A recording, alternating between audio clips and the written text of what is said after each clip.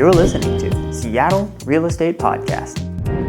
There are new calls for the city of Seattle to clear the homeless encampment in the heart of downtown Seattle that stretches an entire city block and is basically not even on the sidewalk. It's on the sidewalk, but it's also on the curb. It's kind of wherever it just goes.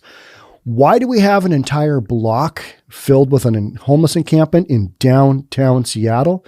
Well, because all of those businesses are either boarded up because they closed down because of the Rona, or because there is no way with this homeless encampment that anybody can run a viable business there. So business leaders, people and owners, building owners in the area, they are all basically saying, hey, you got to do something right now. Johnny on the spot right now, because this is not working. Not working at all. And Seattle's politicians are like, well, we don't really have a place for them. So what do you want us to do? Well, you got to do something. Something bad will happen. And then attention will be put on that homeless encampment. And what we've got going on right now, and that's kind of the way it always goes, but what we've got going on right now is businesses are making plans right now to bring their employees back to downtown. We all know it. It's happening. That whole kumbaya thing where we were all going to work from home forever and just be, happy, and productivity is going to be 3,000 times better than when you had to go into the office and nobody's commuting anymore. Well, all of those things have kind of ended as it's more politically acceptable to, get the vaccine and show your support and go back to work, because we all know now, based on the media, that we just couldn't get that camaraderie at home working from home. I think there's a lot of things that are rough about working from home. Social isolation. I mean, it's just, and the list just goes on and on and on. And kids doing that thing from doing school at home, that's a huge no-go for me. If I would have been forced to do that when I was in school, I was a decent student, but I would have just on principle said, you want me to sit in front of a computer for that many hours? Pass. No thanks. I'm just not going to learn instead. It's just, or I would have just powered through super quick and probably cut some real corners. Got my degree, but whatever. Just what a mess. I can't really blame people for I want to go back to the office. I've been at my office the entire time, because I'm self-employed and we were able to socially distance here and it's just not that big of a deal. But other people are like, oh, you shouldn't even be on the roadway. You need to wear your mask inside your car because the Rona, that whole ridiculous thing. Crazy. So we've just basically got this siren going on. Hey, if you're going to bring employees back, you can't really have people walking through this little jungle on 3rd Avenue in downtown Seattle. It literally goes, and I've seen it and I've, walked it. It's an entire block and it's sketchy. I watched the Como News video. They're the ones that did this article, and they literally show they're panning the street and they're looking through a tent that's set up for a rainfly. There's no rainfly, so it's clear. And there's a dude just in there shooting up whatever. I mean, and that's kind of just what goes on. They interview a gal and she's like, yeah, we all get drunk and we all get high. It's like, okay. Yeah. I mean, we know the story. It's, it's not a mother of two that just lost her job. These are like some hardcore homeless folks. Mother of two that lost her job that's been kicked to the curb. So it's a struggle, right? So there's growing pressure from the, wait a minute. Before we get into that, if you're new here, my name is Sean Reynolds. I own a couple of real estate companies. I read the news. It's what we're doing. There's growing pressure from the business community for city leaders to clear an encampment that stretches an entire block of 3rd Avenue between Pike and Union Streets and is located in the heart of downtown Seattle. This is a big deal for Seattle, but what I just described there is mainly all of Skid Row in Los Angeles, right? I mean, have you seen video of that? It is incredible. It's like, where are we? I refer to it as District 9, which is that movie, the sci-fi movie, that it's basically just showing shanty towns and some aliens, and there's alien ships up above, and, people got to make the best out of their situation. But at the Gorge, at the Gorge Amphitheater, we call general camping is referred to as District 9 because it is a zoo. especially on Saturday night of a three-night festival. So you want to get there on Thursday, get your camping all set up, Thursday night, Friday, first show, Saturday, epic show, Sunday, you're just hanging on because you're just going to try and make it home in one piece and not have your psyche just shattered from the weekends of events of just sitting there watching concerts and, doing adult stuff. So District 9, it's a real thing. And you got District 9 here for an entire block, but man, compared to California, it's not much, but it's in a really important part of downtown Seattle. It's in the downtown core and not a good look, Even by Seattle standards, the camp violates the city's tolerance of where people have been allowed to pitch a tent. Check that out. Even by Seattle standards. All right. So that's a slam on Seattle. But if they would have really gone for it, if they would have really been reaching, they would have said, even by Portland standards, the camp violates the city's tolerance of where people have been allowed to pitch a tent.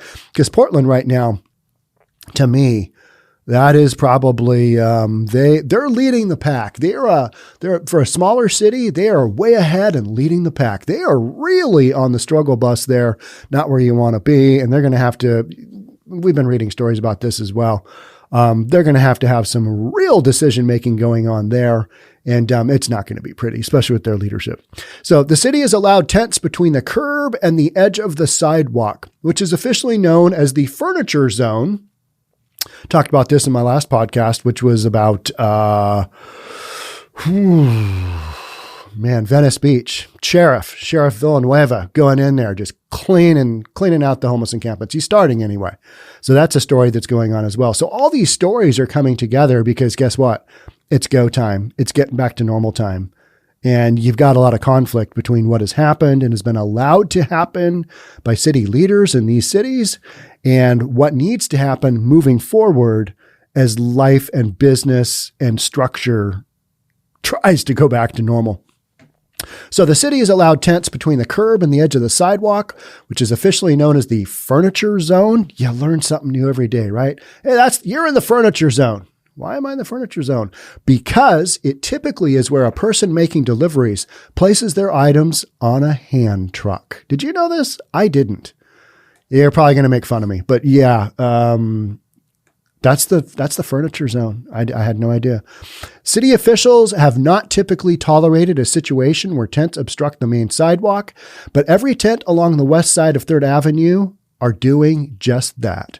They're on the sidewalk, and I've talked multiple times about my walk through downtown Seattle that was pretty long, and it was during one of the NFL football games, the division championship. Do I even have that terminology right? I place zero emphasis on the National Football League. Not because I don't like it, which I don't really, but I just don't care. One of those things. So go Seahawks, 12th man. Yeah, all that stuff. Seahawks were crappy when I was a kid, and everybody jumped on the bandwagon when I was an adult. And so I'm not much of a bandwagon guy. That's why I go Seahawks. So we've got them all. We've got all the tents lined up in downtown, and this was a sketchy block back then, and it's just gotten worse. I mean, it was one of those blocks where you walk on the other side of the street. And I think I did that. I'll have to check my footage, but I am pretty sure I shot that entire block from the other side because I'm a wimp and I don't really want to die. I was also there kind of late afternoon, early evening, and it was pretty quiet. And I just felt, I don't know, I felt kind of uncomfortable. I was there by myself with my handy GoPro. You know, you can always extend up my selfie stick and use that as a weapon if you need to. Just whoosh. But no, I don't really want to do that. So I just try and keep my distance. And if you're 30 feet away, you're 30 feet away. And if you need to zoom in, then that's what you do. But yeah, I've made the comment multiple times. I'm old and I don't want to die. That's the end goal here, right? So here's what John Scholes, the CEO of the Downtown Seattle Association, he's been a very vocal opponent of just leaving the homeless encampments in place. He says, we need to open that block up. Okay. It's unacceptable to have that block in our downtown blocked by tents, criminal activity, and criminal enterprise. It needs immediate action. Just south of where we're talking about, they had a major criminal enterprise that was coming out of a few tents. I can't remember how much, the dollar amount and drugs, but they were basically just running a full-on crime ring out of a tent on the sidewalk, because that's how you do it in 2021 in Seattle. All right. So when he says criminal activity and criminal enterprise, he is not wrong. He is calling it the way it is. And other people are like, but they don't have anywhere to go. They get offers all the time of places to go. A Seattle City work crew showed up at the camp Thursday morning, not to clear it, but to clean it. Workers picked up litter and trash around the tents for 30 minutes and then left to do the same at another unsanctioned encampment. You'll see this fairly often because they don't really have the authorization to clear it out unless something really bad happens, and then it's a safety issue, and then they can go in there and somebody says, yep, I guess it's about time. Let's clean house. Let's get this one done. And like I just talked about, in the city of Seattle right now, they're saying there are 400 homeless encampments throughout the city. That might be as small as a couple of tents, up to 40 or 50 tents in these bigger encampments, like the one in the K through 8 elementary school in Broadview in Seattle, kind of mid North Seattle. It's on Seattle school property, and the school district won't sweep the camp because they don't think it's, the right thing to do. And yet you've got kindergartners watching just crazy stuff go on. Is that okay? I mean, if I'm a parent in that school district, I'm not okay with that. But no, that's a hard no and stop for me as a parent. Be like, we're going to go somewhere else. We're going to go somewhere else and live wherever we need to, as long as there's not a homeless encampment next to the school. They're telling me it's okay. I don't think so, because I read the news and I know what's going on. And this is me hypothetically if I'm a parent. And all you got to do is just read the news once a week, and you'll see just some crazy stuff happening. And yet we're told, it's okay. Your child, your K through 8 old child, kindergarten through 8th grade, they're going to be just fine.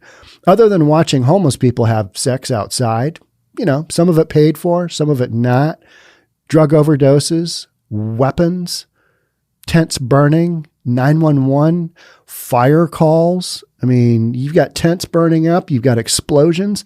This is normal stuff in a homeless encampment. And people are like, but don't sweep them out. Leave them there. They don't have anywhere to go.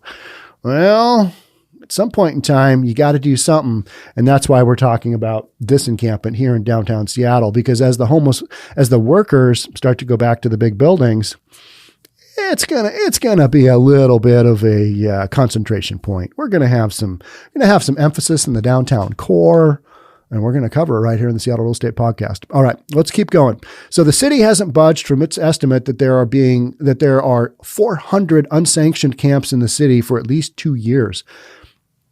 If they're saying that for at least 2 years, then it's way more than that now. Because with the whole Rona thing, with CDC saying, hey, no sweeps, that hasn't gotten smaller.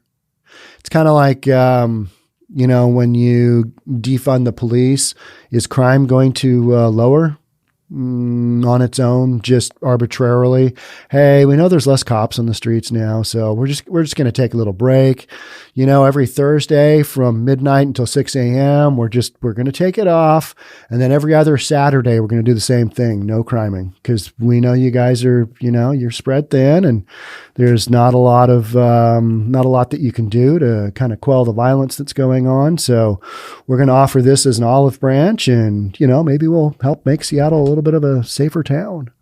Are the criminal activity folks, are they doing that? I don't think so. No, crime's going up. So we sleep outside on the side of the doorways, and we take care of one another, said a camper named Star Jones, adding that she has lived at the camp from time to time and has been living on Seattle streets for years. Here's the quote. We all drink and we get high. All right. And our elected officials are letting it happen. Got to feel good about that. I mean, that's something to be proud of. Yep. That is why I think so many people have a really hard time with this situation. You don't want to kick anybody to the curb, but if they're not looking to make a change in their life, then to me, it's like, all right, city's got to do something. You can't have them living in a tent in downtown on the streets. No go. She asks about a missing bottle of alcohol while speaking to Como News, literally on camera. Where's my bottle? And it was a bottle of fire. I forget what it's called. It's that cinnamon whiskey. Horrible stuff. Where's my bottle? She said it's a bottle of rum. Sorry. Bottle of rum. I'm an alcoholic and I drink to numb the pain of a broken back. All right. You're probably going to die of cirrhosis of the liver, not your back. That sucks. She said if she was offered substance abuse treatment by an outreach worker, she would not accept. All right. She would not accept. So here's your counter argument for all the people saying, these folks are just down on their luck and they're trying to do the best they can. Well, here you go. So she would not accept. I won't take it. It ain't going to do no good for me, she said. That's where she's at. She's at that emotional place where I'm just going to live on the sidewalk or live wherever, and I'm just going to drink myself silly. And that's what we're doing. And that is the attitude that for me as a small business owner, and seeing all these other collective small business owners going, hey, City of Seattle, you got to do something here. That's the kind of attitude that I'm like, yeah, you need to clean out that encampment because that's kind of what's going on. And she was a little bit older. So many of the folks living in the homeless encampments that I've been through, they're young. They're able-bodied people choosing this as a lifestyle. They don't want to work. So they're living in an encampment. And then you got all these people that are homeless advocates that are basically on some other cause, but because the homeless, advocacy is somewhat within their range of political whatever, they jump on the whole thing when a sweep happens and it's just this, big mess and a lot of people screaming, non-logical thoughts. That's what happens. So all the tents back up to businesses that have shuttered and boarded up their windows and doors. Not good. Those locations tend to be more attractive places for campers because they generally won't be hassled by the business owner because the establishment has closed either temporarily or permanently. All right. So that's why they're there. It's a logical spot for them. They don't get hassled. There's nobody to tell them, hey, go away. I'm trying to get people into my store. They don't even have to worry about traffic. They do have to worry about people walking up the sidewalk like me, but I just walk across to the other side of the street and go up because it's kind of scary. They're closed because of COVID and this, said Art Wall, pointing to the encampment. And I watched the video on this and he was literally talking from the other side of the street. He co-owns what's known as the Ross building, which is across the street from where the tents have taken root. It needs to be cleaned up.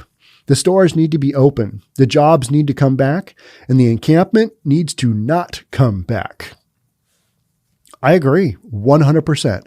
And that's why I cover this issue on the Seattle Real Estate Podcast, because it's a real issue in a city like Seattle that just really hasn't come up with a solution to, number one, keep this under control, or number two, just stop it from exploding, which it has done. And I get that we've, the whole CDC, don't sweep the encampments and don't put people into small confined homeless shelters. All right, I get that. But then you got to figure out some solutions, and buying up a hotel every now and then and putting 50 people in there. If you got 400 encampments, maybe 600, who knows? Is there double that now? I don't know. That's a lot of homeless people, and you're going to have a tough time putting that genie back in the bottle, right? So Art Wall, the owner of the Ross building, he said that he sympathizes with people who don't have a permanent place to live, but can't understand why the city, which will spend nearly $200 million on homelessness in 2021, can't find an alternative place for the unsheltered to stay. $200 million. And we've got an encampment a block long in downtown Seattle. Does that make any sense to you at all? At all? I mean, it's hard for me to wrap my head around that. It's like, okay, what are we getting for our nearly $250 million here? Is it that we just can't get to all of them, or we can't get to some of them? What are we getting for our $200 million? What is that buying? And it's kind of reading those stats, knowing this is going on. All right, so 200 million isn't going to do it. Do you need to spend $1 billion to figure it out? Is that what you need to do?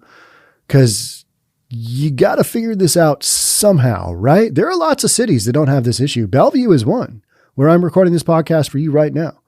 I mean, we are probably, what are we? 11 miles, 10 miles away from what I'm talking about in Seattle. But a world of difference, just wildly different here. We don't allow this kind of thing to happen. And we've budgeted money for it to happen, for when it does happen. All right, here's what you do. Here's what's going on. You need to go here. City of Seattle just says, hey, come on in, put your tent on the sidewalk. It's all good. Shoot up in your tent. It's all right. Drink some booze, drink some rum. That's what we're doing. Tent catches on fire. You go get another one. You'll figure it out. Crazy. So I guess that's what you get for your $200 million. You get a city-long block of tents. If this was all gone and could get cleaned up, they would all open up, Wall said, referring to the businesses that have closed, because it's in downtown and it's its location. You want to look at a major metropolitan city in North America, Seattle. It's right in the heart of that city. It's right where this encampment is. The encampment is also sprouted on a major thoroughfare for tourists who are walking to and from Pike Market, a major destination in Seattle for city visitors. Yeah, there's people walking around with suitcases going, this isn't good. We don't have this at home. Why did I come to Seattle? And that's why so many tourists are not coming to Seattle, because they don't really want to deal with this stuff. If you can go to another North American city that doesn't have this kind of influence, isn't that probably what you're going to do? I mean, if you go somewhere else, some people are like, but I really like Seattle. Okay. Well, to each their own. That's fine. This is wild, said Jose Reynoso, who along with 4 friends arrived in Seattle from Chicago for a week-long visit and found themselves pulling their suitcases through the camp. We don't see this back home. Granted, I mean, let's think about that. He's in Chicago, so he's definitely not on the South Side, is he? I mean, we don't see this back home. Kind of hurts people seeing people stuck in these living situations. It shows how we live in an unfair world. I was in downtown Chicago, 5 years ago for a Zillow thing. Can't even remember really what it was, but I was there. Zillow paid the way, so why wouldn't I go to downtown Chicago? One of my kids met me there, and we kind of hung out. It was pretty cool. But yeah, downtown Chicago, you do not see homeless encampments like this. Now, granted, we didn't have the coronavirus back then, but it was downtown Chicago. You didn't have homeless encampments just in parks, and didn't happen. I mean, not Chicago. When asked if there's going to be a policy shift on the clearing of homeless camps, Mayor Jenny Durkin said the issue is about finding people a place to live first. All right. What's the policy on clearing of the homeless encampments? Well, we're not really going to answer that question. We're just going to bring up another question. And what do we do to find people a place to live first? That's our political leadership right there. That's what we're doing with our $200 million. Well, we got to find a place for them to live first. Yep, you do. How's that working out? What are you doing on that? I got this, got a hotel there. Frustrating, right? I mean, these business leaders in downtown Seattle, they've got to be just absolutely pulling their hair out. I mean, just the ridiculousness that goes on there. There is no mechanism to remove every tent in the city of Seattle and bring them inside. We just don't have that many places, Durkin said. So we really need to focus on those encampments that we know need to move because there is a public health and safety issue. Every homeless encampment is a public health and safety issue. Every homeless encampment is, bar none. That's the nature of the beast. So when you told me what you're talking about is when enough 911 calls come through and when enough calls for the fire department come through, when somebody gets stabbed or, a shooting happens like we've just had in Seattle, those camps go away, don't they? It's kind of like CHOP, isn't it? All right. It's a summer of love until it isn't. And then we're like, oh yeah, those 2 dead kids. Yeah, it was all going swimmingly until then. And it's like saying, well, these homeless encampments, there's no public health issue and there's no safety issue. Never mind the 49 calls to 911 last month. And the 18 times that they had to send out fire trucks because somebody's tent caught on fire, never mind those little statistics and that little data. We're not worrying about that. We're worried about a real public health and safety issue. The day and age that we live in, it's like, what are we doing here? So we need to use the parks or be a business open downtown. What? I mean, half the stuff these politicians say, I'm like, just tell me what you're thinking, because though this political doublespeak, it means nothing to me. And, the nonsense that goes on. And, she said the city has begun removing camps when it had not been doing during the pandemic. And we're talking about Mayor Durkin now, because it was adhering to guidelines provided by the U.S. Centers for Disease Control. And that is part of the problem. These encampments have just gotten crazy out of control, because if you're not being swept for that long, you're going to pick up furniture, you're going to bring couches in, you're going to create a metal shop. I mean, I literally at the beginning of the pandemic, I was talking about that. Somebody had a metal shop in a park in North Seattle. A metal shop. I wonder what happened to that. If anybody knows, let me know. It probably got shut down. Somebody probably cut off a finger. They had a 911 call, but that didn't make the news because it's not that important, because in order for it to make a news, you got to have an explosion catching a house on fire or catching a commercial building on fire, or you've got to have a shooting where somebody dies. That's when you really get the encampment shut down, right? So we need to engage those people and bring them inside, Durkin said. If not, we will move the tents so we can reopen. All right. So we go from, so we really need to focus on those encampments that we know need to move because there is a public health and safety issue, which I've already determined that there is in every single one. All right. So what we're saying is that the worst of the worst are going to get cleared out. We need to use the parks or be a business open downtown. All right. So she's saying, yeah, we need to be able to use the parks for people walking in the parks, or be a business open downtown area, having businesses open. So what we're saying is this one on 3rd Avenue is going to get a sweep. Yep. So the city has begun removing camps, and we've been doing that all along. Cal Anderson Park and the Chop, that's been swept a couple of times since I've been covering this, right? Miller Park, it got swept. We just had a murder at Ravenna Park, and then they swept it. I mean, it became a public health and safety issue upon said crime. So we need to engage with those people and bring them inside. Yes, you do. That's the nature of the homeless problem, right? If not, we'll move the tent so we can reopen. Okay. So then you're just shuffling people around like we're all talking about. And, I guess that's what you do. You move them around, get them out of the downtown. And that's where a lot of the homeless advocates are saying, yeah, but you're playing whack-a-mole. You're not really solving the problem. Okay. No, but this problem got way worse during the Rona. And the downtown cores have really suffered because we haven't done any sweeps. Now we're going back to business, and you're going to have that conflict. And that's literally what we're talking about here, is that this conflict, it's going to keep on going until it doesn't, until we have a sweep. Business is open, kind of get back to normal. Residents say the outreach workers came through the camp on Wednesday with offers of a temporary hotel room, which some accepted. The guy shooting up heroin or whatever he was shooting up in his tent, he told the Como News reporter that he got a hotel for the night. So it's a temporary solution. City isn't really offering any, long-term solutions for the most part, because it's federal money that's, being spent on a lot of these temporary solutions. And I know the amount of money that needs to be spent on permanent solutions is way more than $200 million. And at a time where the city budgets on their own are sucking because we shut down the economy, got to get back on track. I don't know what it's going to take. I don't know how many million or billion it's going to take.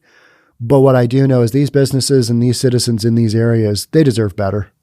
They deserve better than political leadership that just kind of says, well, we'll deal with it when it gets really bad. And by really bad, those are what I do podcasts on. That's what we're doing. So that's it for me on this one. Thanks so much for being here. If you haven't subscribed already, love to have you do that. Do all that stuff that YouTubers tell you to do. But if you don't want to do that, that's okay. but I'll still see you again. We'll talk. We'll have this chat. All right. And we'll probably have this chat on the sweep of this homeless encampment. We'll see how that goes. Probably like all the rest. Yeah. Department of Transportation came in. Parks Department came in, had some agitated homeless advocates that, are citing case law and things like that don't really get anywhere. And then they take everybody's stuff, put it in a dumpster, clean it up, clean all the graffiti up. That's what they're doing. That's what we're doing. That's what I'll be covering. All right. Thanks so much for being here. I'll catch up with you guys soon. We'll talk then. Till then, stay safe. Bye for now.